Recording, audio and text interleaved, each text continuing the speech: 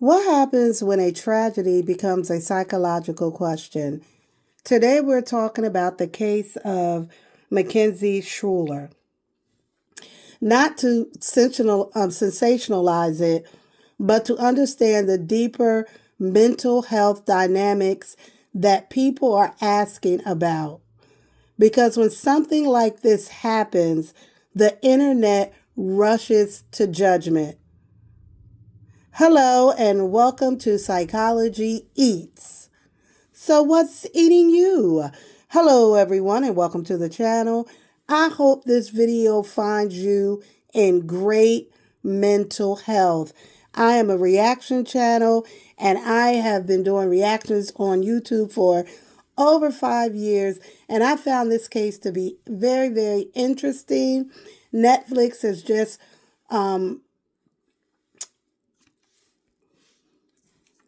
released a movie about Mackenzie Shirilla, and today that is what I'm talking about.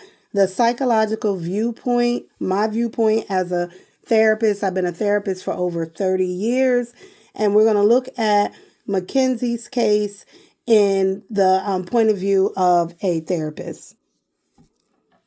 As a therapist, I like to slow things down and ask what was going on beneath the surface.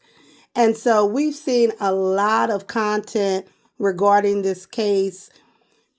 People have their opinions about her childhood and what type of person she was, and did she really do this on purpose? Did she drive that car into the wall on purpose? And so that is what we're going to talk about in this video. My opinion based on what has been shared with the world about this case.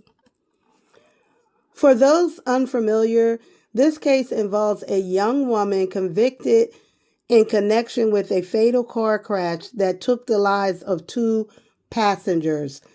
Now, legally, the courts have made their determination, but psychologically, people are asking, was this an impulsive behavior?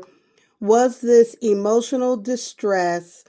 Was this something deeper, like trauma, control, or unresolved mental health issues? And those are valid questions.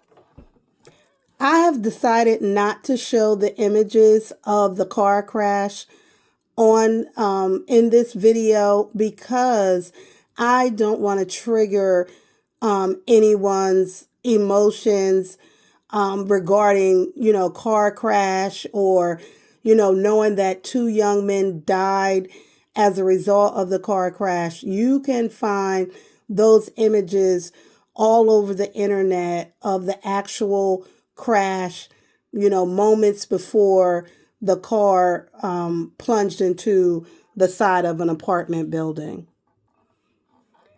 So let's talk about the adolescent brain and decision making. I think this is a good place to start. The adolescent brain is still developing.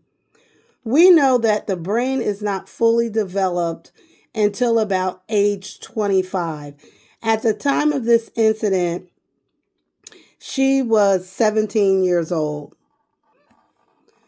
The part of the brain responsible for impulse control, judgment, and long-term consequences, the prefrontal cortex, is not fully developed until, like I said, your mid-20s. That doesn't excuse harmful behavior, but it does explain why risk-taking, emotional reactivity, and poor decision-making can happen. So when people ask, what was she thinking? The honest answer might be, she wasn't thinking the way a fully developed adult would. Let's talk emotional regulation and possible factors. From a clinical perspective, I would explore emotional regulation. Was there difficulty managing intense feelings? Interpersonal conflict. What dynamics existed between the people involved? If you followed the story, you know that the one of the victims was her boyfriend, and they had a relationship that involved conflict, arguing. Mackenzie was about 3 years younger than Dominic. She was 17, he was 20. But it appeared as though she was the one controlling a lot of the relationship. It was volatile too. They would argue, they would fight. There are videos, there's voice messages, there are emails and text messages to back that up. So when we look at her life, was there possible trauma or underlying mental health struggles? Patterns of behavior leading up to the incident. Yes, I just discussed those. Because behavior doesn't happen in isolation. There are always patterns, warning signs, and missed opportunities for intervention. If you go back into the court records, we know that Mackenzie was living with Dominic. She was only 17 years old. Where was the parental control? What was the relationship like with her parents? That is also something in psychology that we will look at when we're trying to get a bigger, broader picture of what happened in this case. Now let's talk about the public reaction. People tend to fall into two extremes. She's evil or she's misunderstood. But mental health doesn't live in those extremes. You can acknowledge accountability and still ask psychological questions. You can recognize harm and examine contributing factors. As a therapist, my role isn't to excuse behavior. It's to understand it. What is the bigger picture here, the bigger conversation? This case opens the door to a larger issue. How are we supporting young people emotionally? Are we teaching emotional regulation, recognizing warning signs, taking mental health seriously before something escalates? Because prevention is always quieter than tragedy, but it's far more powerful. At the end of the day, this case isn't just about one person.